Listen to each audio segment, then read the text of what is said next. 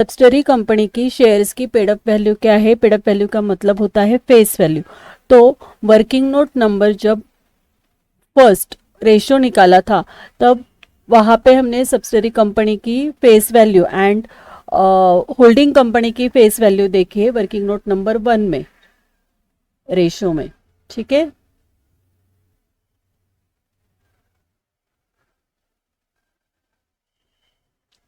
Working note number first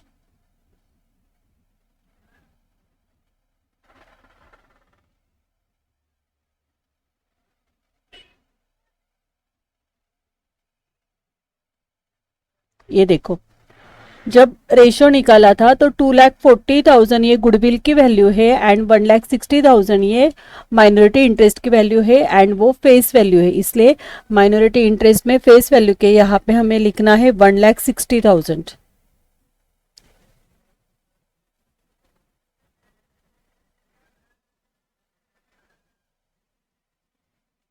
okay, लिखो यहाँ पे 1,60,000।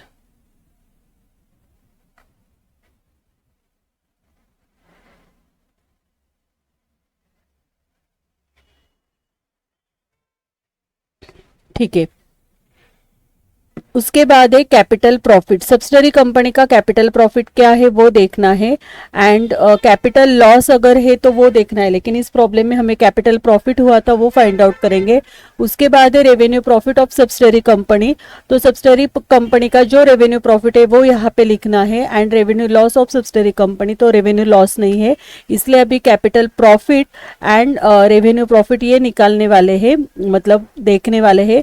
तो वर्किंग नोट नंबर 2 में हमने कैपिटल प्रॉफिट देखा था एंड वर्किंग नोट नंबर 3 में हमने रेवेन्यू प्रॉफिट देखा था, जो हमें सब्सिडरी कंपनी का देखना है और वो यहाँ पे लिख देना है। ओके, तो अभी जाएंगे कैपिटल प्रॉफिट के लिए। ये देखो, कैपिटल प्रॉफिट सब्सिडरी कंपनी का जो आया था वो था आपका 8,000 रुपीज। ये 8,000 रुपीज कैपिटल प्रॉफिट है जो सब्सिडरी कंपनी का है एंड रेवेन्यू प्रॉफिट है, रेवेन्यू प्रॉफिट कितना आया था? 16,000। ठीक है, रेवेन्यू प्रॉफिट कितना है? 16,000 लिखो चलो यहाँ पे। Okay, capital profit working note number 2 से आया है जो है 8,000 रुपीज एंड रेवेन्यू प्रॉफिट है 16,000। करो इसका कैलकुलेशन। 1,60,000 प्लस 8,000 एंड माइनस 16,000, ये पेडअप की वैल्यू है, ये कैपिटल प्रॉफिट है।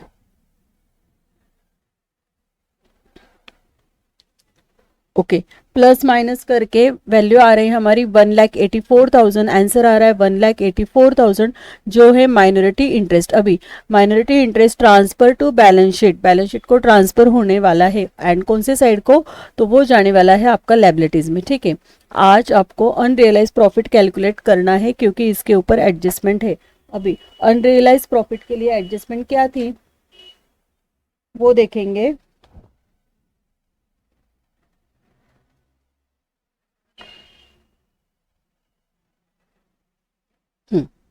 ये देखो, इंक्लूड थर्ड एडजस्टमेंट कर रहे हैं।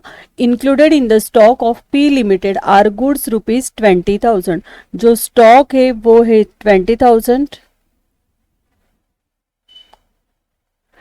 विच were supplied by S limited at cost plus 25%। Cost plus 25% वो हमें वहां पे लेना है, कॉस्ट प्लस 25%। ये पूरी इंफॉर्मेशन किस लिए यूजफुल है? अनरियलाइज प्रॉफिट के लिए, अनरियलाइज प्रॉफिट। ठीक है, चलो अभी वर्किंग नोट बनाएंगे।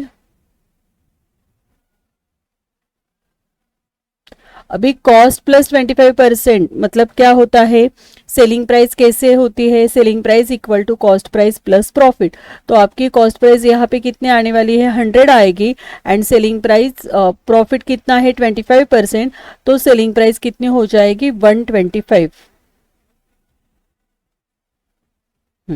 अनरियलाइज प्रॉफिट हमें कैलकुलेट करना है। उन्होंने बोला है कि स्टॉक जो है वो 25,000, स्टॉक 20,000 है, ठीक है, and cost plus 25%।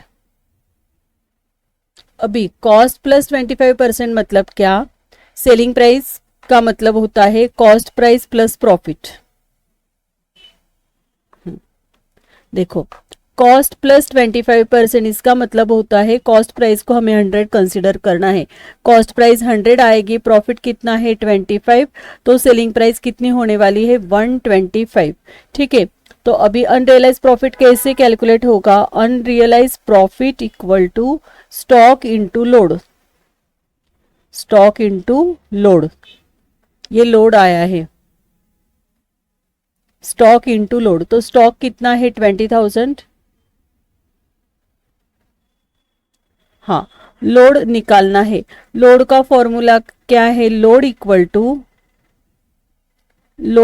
To cost price, load equal to profit upon selling price, profit upon selling price. Profit क्या है 25, सेलिंग प्राइस क्या है 125, 25 वन जार 25, 25 5 जार 125, तो यहाँ पे लोड आ रहा है आपका 1/5, ठीक है। अभी 20,000 को 5 से डिवाइड करो तो 4,000 रुपीज आपका अनरियलाइज प्रॉफिट आने वाला है, यहाँ पे लिखो 4,000। अभी ये अनरियलाइज प्रॉफिट आने के बाद हमें इसको डिस्ट्रीब्यूट करना है और हमारा रेशो है 3:2 रेशो में इसको डिस्ट्रीब्यूट करो। 4,000 को 5 से डिवाइड करो तो 800 आएगा, 800 इंटू 3 मतलब 2,400 ये होल्डिंग कंपनी का अनरियलाइज प्रॉफिट हुआ है, एंड यहाँ पे 1,600 ये सब्सिडरी कंपनी का अनरियलाइज प्रॉफिट हुआ है। क्या किया हमने, 3 + 2 मतलब ये कितना आया 5, ठीक है। 4,000 को 5 से क्या किया है डिवाइड किया है, तो ये क्या आ गया 800, तो 800 इंटू 3 मतलब 2,400 एंड 800 इंटू 2 इसका मतलब होता है 1,600, ठीक है, रेशो में डिस्ट्रीब्यूट किया है।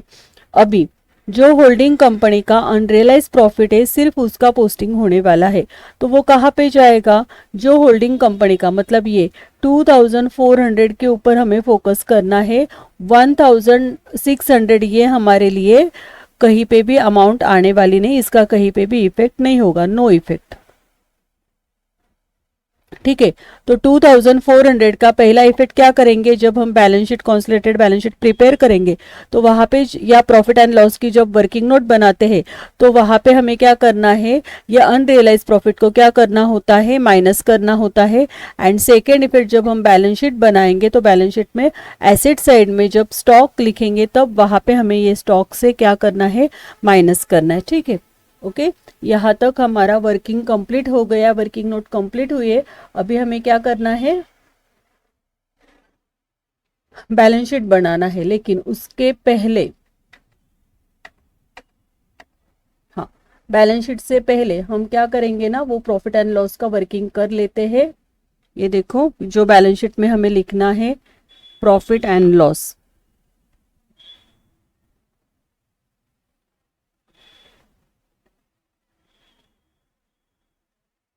ठीक है। अगर प्रॉफिट एंड लॉस का ओपनिंग बैलेंस है, यहाँ पे लिख के रखते हैं ओपनिंग बैलेंस लेना है, उसके बाद प्लस प्रॉफिट एंड लॉस करना होता है, उसके बाद plus revenue profit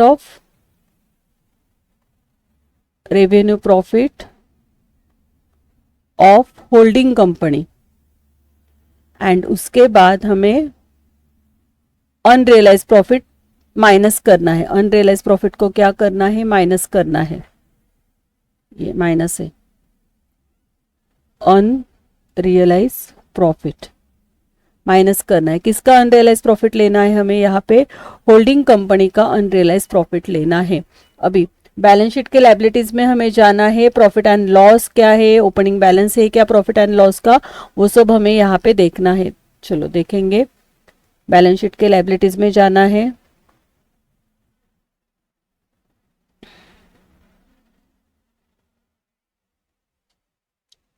balance sheet के लायबिलिटीज में अनरियलाइज प्रॉफिट एंड लॉस का बैलेंस क्या है,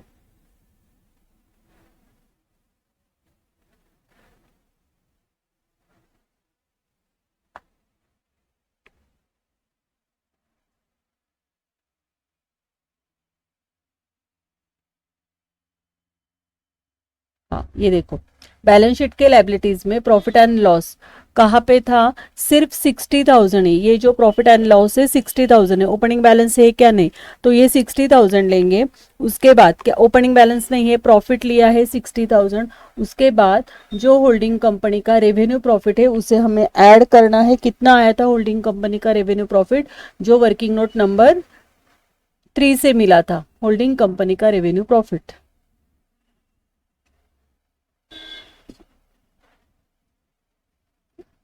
ये देखो, होल्डिंग कंपनी का रेवेन्यू प्रॉफिट कितना आया है, 24,000 रुपीज। ये होल्डिंग कंपनी का रेवेन्यू प्रॉफिट है। ये होल्डिंग कंपनी का रेवेन्यू प्रॉफिट कितना आया है, 24,000। जो एडजस्टमेंट जो है वो थर्ड नंबर की है, ठीक है। उसके बाद होल्डिंग कंपनी का अनरियलाइज प्रॉफिट आया था 2,400, ठीक है। चलो वैल्यू पुट कर देते हैं। अनरियलाइज प्रॉफिट की एडजस्टमेंट थी 6, वर्किंग नोट, ठीक है। ओपनिंग बैलेंस तो नहीं है प्रॉफिट एंड लॉस का डैश। उसके बाद प्रॉफिट एंड लॉस का जो बैलेंस था वो है 1,42,000। बैलेंस शीट के लायबिलिटीज के यहाँ पे हमें देखना है कितने अमाउंट है वो, 1,42,000। कहाँ से मिला ये, बैलेंस शीट के लायबिलिटीज से,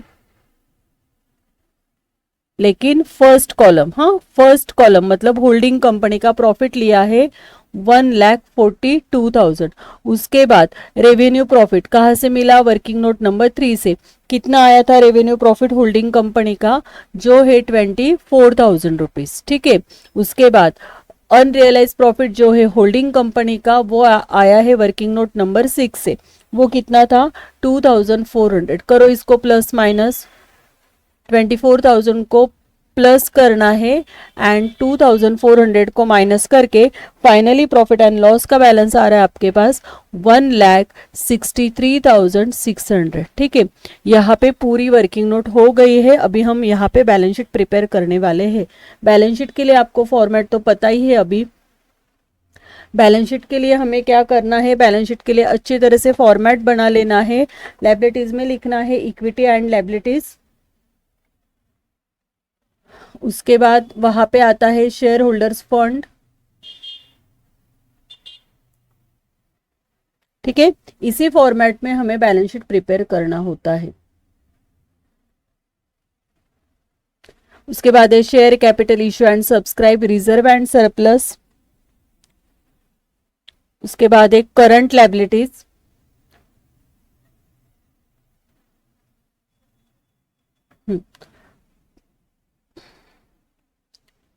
करंट लायबिलिटीज में short term borrowings, trade payable, इसके नीचे जगह छोड़ देनी है क्योंकि वहां पे क्रेडिटर्स एंड बिल्स पेएबल है। उसके बाद नॉन करंट एसेट है, नॉन करंट एसेट में fixed asset and tangible asset में वहां पे मशीनरी है, तो यहाँ पे आपको जगह लगेगी।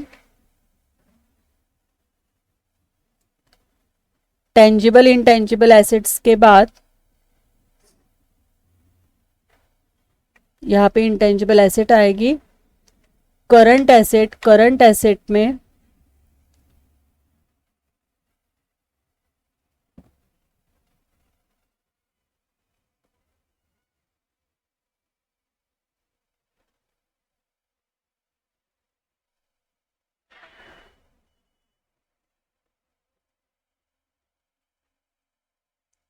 करंट एसेट में भी ग्रुप है इन्वेंटरीज। उसके बाद ट्रेड रिसीवेबल, यहाँ पे रह गया है इन्वेंटरीज,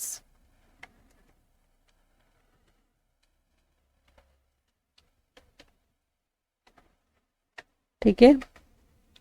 इन्वेंटरीज के बाद trade receivable, bills receivable and cash equivalent. Trade receivable है second,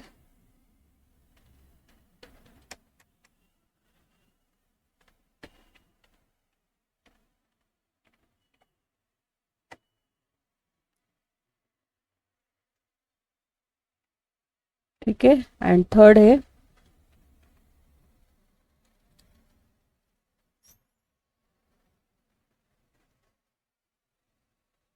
cash and cash equivalent.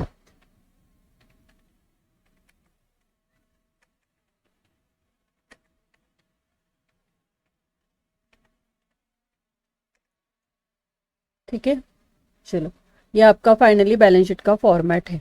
ठीक है, चलो अभी हम बैलेंस शीट देखेंगे एंड पोस्टिंग करेंगे।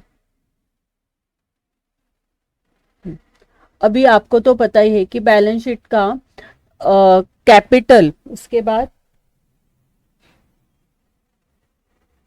General reserve and profit and loss, ये तो आपका सेकेंड कॉलम का आने वाला है। सेकेंड कॉलम का जो है वो हमने वर्किंग नोट में लिया है, तो यहाँ पे हमें कौन सा लेना है, फर्स्ट कॉलम का लेना है। ठीक है, ये देखो क्या क्या, कैपिटल, उसके बाद profit and loss and general reserve, ये आपका बैलेंस शीट में आने वाला है। कौन सा, फर्स्ट कॉलम बैलेंस शीट में आने वाला है। ठीक है, तो यहाँ पे इशू सब्सक्राइब कैपिटल दिया है 10 लाख, वो वहाँ पे लिख देंगे। उसके बाद प्रॉफिट एंड लॉस है 1,50,000, वो भी वहाँ पे लिख देंगे। प्रॉफिट एंड लॉस 1,42,000 नहीं लेंगे, तो यहाँ पे हमने लास्ट में जो वर्किंग नोट किया था, देखो 7 नंबर पे अनरियलाइज प्रॉफिट के बाद जो अमाउंट आई थी हमारी प्रॉफिट एंड लॉस की, वो अमाउंट थी 1,63,600, वो लेना है। ठीक है, चलो अभी तक पहले यहाँ का कर लेते हैं। लायबिलिटीज में capital, general reserve and profit and loss, इसका वर्किंग कर लेते हैं। ये देखो कैपिटल 10 लाख, उसके बाद जनरल रिजर्व लिखने वाले हैं 1,50,000 एंड प्रॉफिट एंड लॉस जो है ना वो वर्किंग नोट से लेंगे, जो वर्किंग नोट 7 में बनाया था हमने, रेवेन्यू प्रॉफिट होल्डिंग कंपनी का ऐड किया था, अनरियलाइज प्रॉफिट को लेस किया था, वो हमें वहां पे लेना है।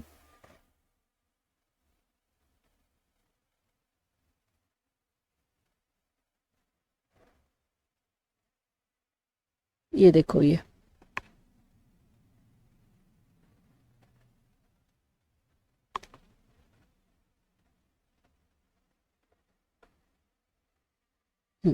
शेयर होल्डर्स फंड में authorise and issue and subscribe, उसके नीचे आपको लिखना है कितने अमाउंट है शेयर्स की, 10 लाख एंड 10 शेयर की प्राइस है, इसलिए यहाँ पे लिखो 1 लाख शेयर्स। यहाँ पे आपको लिखना है 1 लाख शेयर्स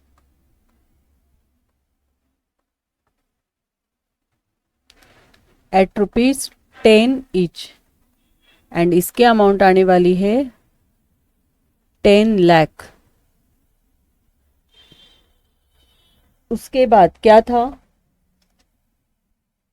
जनरल रिजर्व जो है 1,50,000, लिखो यहाँ पे जनरल रिजर्व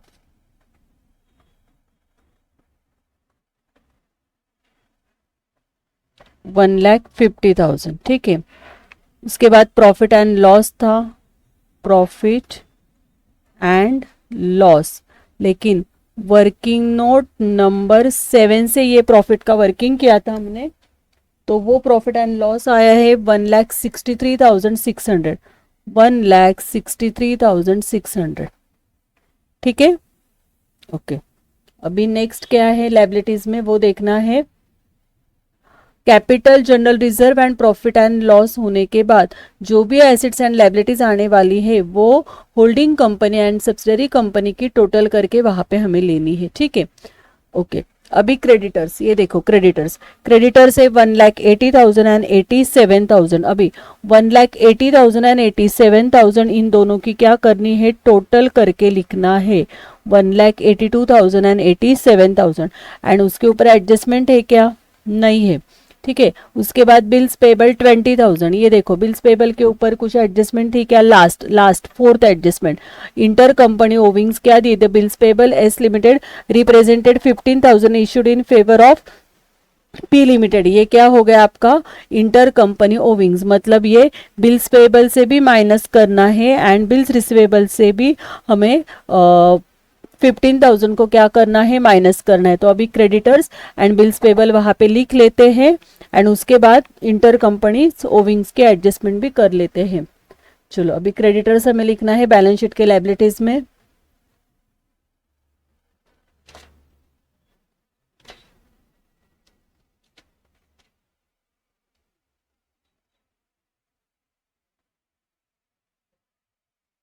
बैलेंस शीट के लायबिलिटीज में कौन से ग्रुप में आने वाला है? क्रेडिटर्स। क्रेडिटर्स ट्रेड पेएबल के ग्रुप में हमें लिखना है creditors.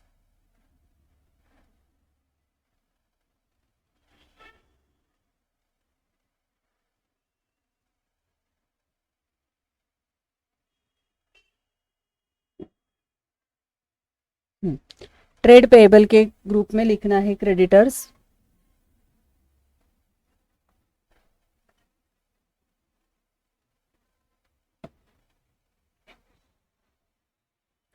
S limited and P limited.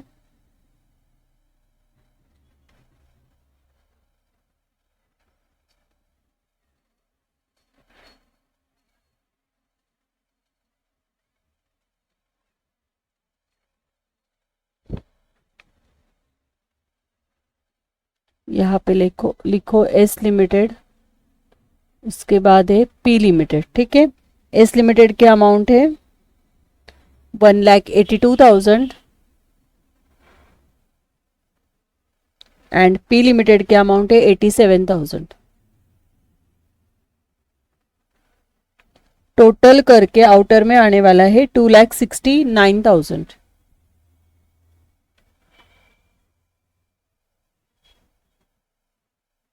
Creditors के बाद है बिल्स पेबल।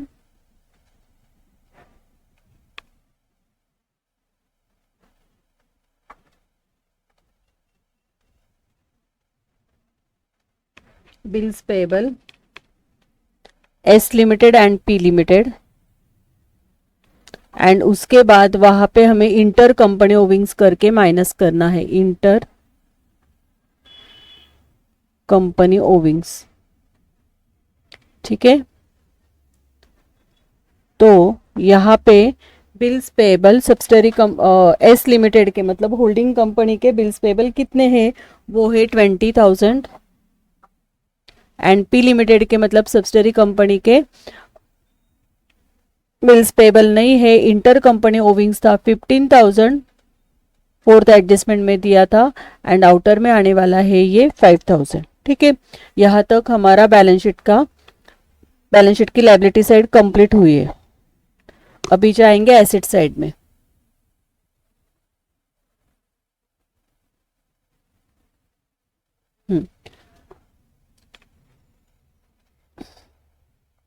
गुडविल गुडविल ये वर्किंग नोट में आ गया है इसलिए ये नहीं आएगा। मशीनरी दोनों की टोटल करके हमें लिखनी है बैलेंस शीट में। ठीक है, उसके बाद स्टॉक की दोनों की टोटल करके बैलेंस शीट में आएगी, एंड इससे हमें अनरियलाइज प्रॉफिट को क्या करना है? माइनस करना है।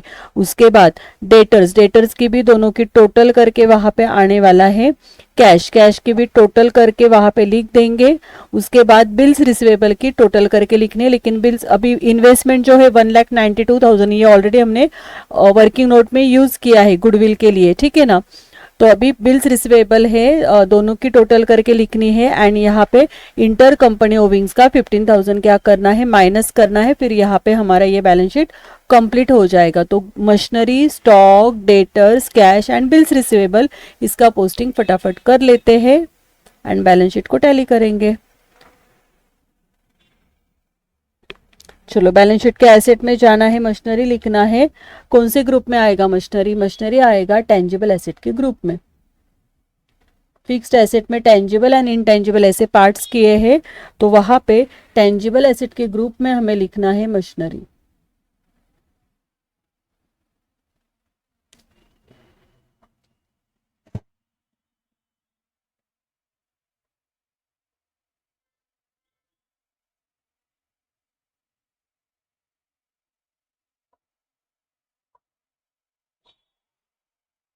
कितनी अमाउंट है मशीनरी की?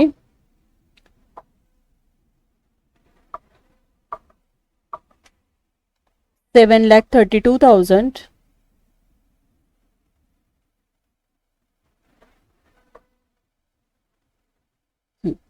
टेंजिबल एसेट के ग्रुप में लिखना है मशीनरी।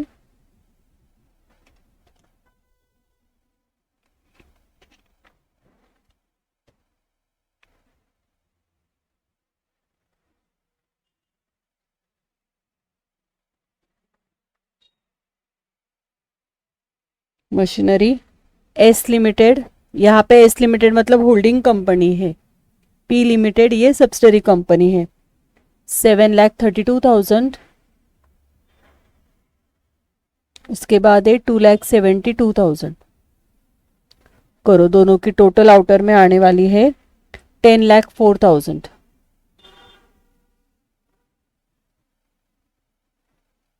ठीक है, उसके बाद मशीनरी के बाद क्या दिया है,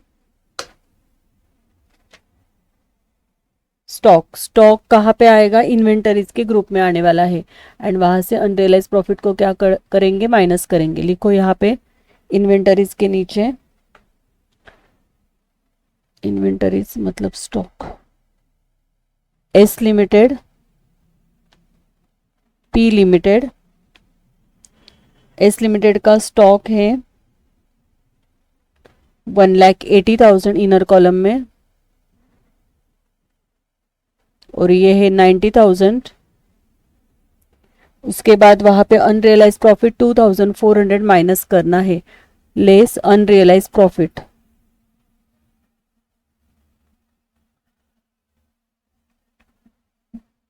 कहाँ से आया है ये, वर्किंग नोट नंबर 6 में हमने अनरियलाइज प्रॉफिट को कैलकुलेट किया था। अनरियलाइज प्रॉफिट सिर्फ यहाँ पे होल्डिंग कंपनी का आने वाला है 2,400। करो माइनस, प्लस माइनस करके आउटर में आ रहा है आपका 2,67,600। लिखो यहाँ पे 2,67,600। ठीक है, उसके बाद स्टॉक के बाद क्या है, डेटर्स। तो डेटर्स जाने वाले हैं ट्रेड रिसीवेबल के ग्रुप में।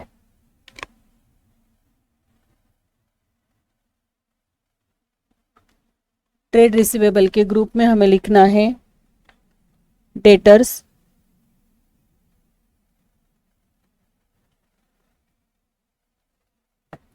S limited and P limited.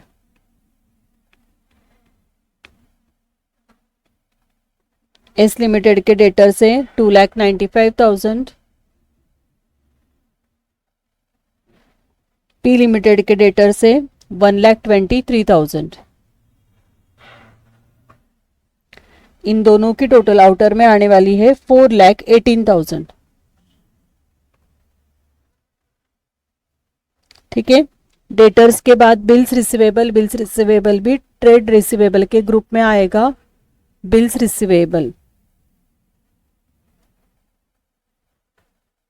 लेकिन यहाँ पे हमें इंटर कंपनी ओविंग्स को क्या करना है, माइनस करना है। लिखो बिल्स रिसीवेबल एस लिमिटेड, उसके बाद पी लिमिटेड, एंड यहाँ पे करो इंटर कंपनी ओविंग्स,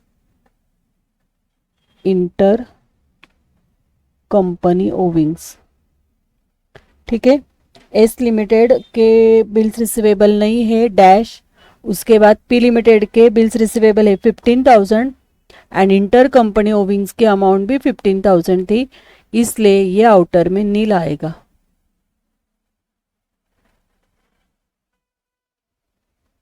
डैश। ठीक है,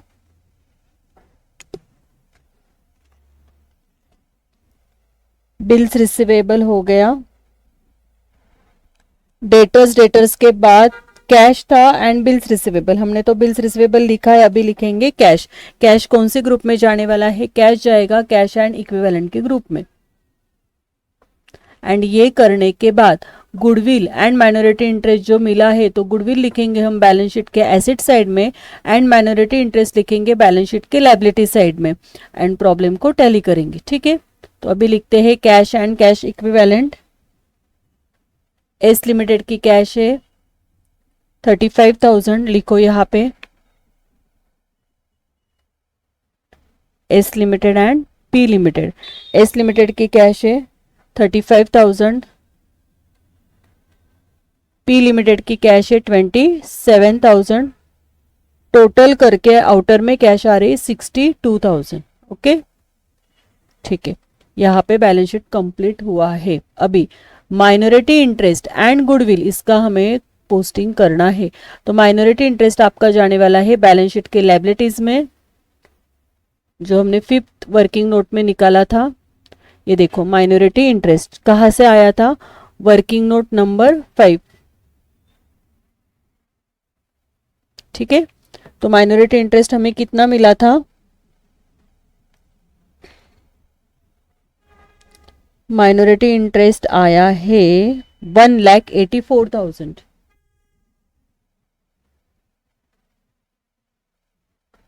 1,84,000। ठीक है, उसके बाद गुडविल हमें लिखना है, गुडविल जाने वाला है बैलेंस शीट के एसेट में। टेंजिबल एसेट के ग्रुप, इनटेंजिबल एसेट के ग्रुप में आपको लिखना है गुडविल। गुडविल मिला था वर्किंग नोट नंबर,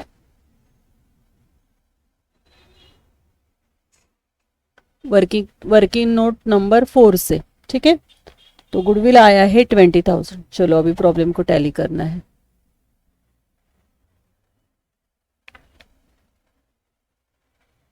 चलो बैलेंस शीट के लायबिलिटीज में क्या क्या है, पहले तो है कैपिटल 10 लाख, उसके बाद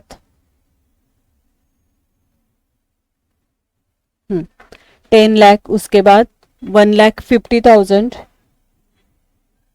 1,63,600, 2,69,000, 1,84,000 एंड 5,000। इनकी टोटल आ रही है आपकी 17,71,600। ये बैलेंस शीट की लायबिलिटीज की टोटल हो गई। ठीक है, अभी करेंगे एसेट।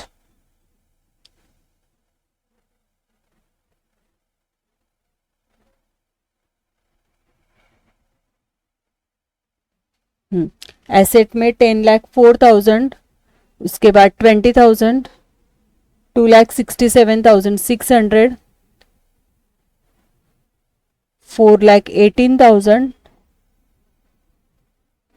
एंड 62,000। इसकी भी टोटल आ रही है आपकी 17,71,600 को प्रॉब्लम टैली हो रहा है।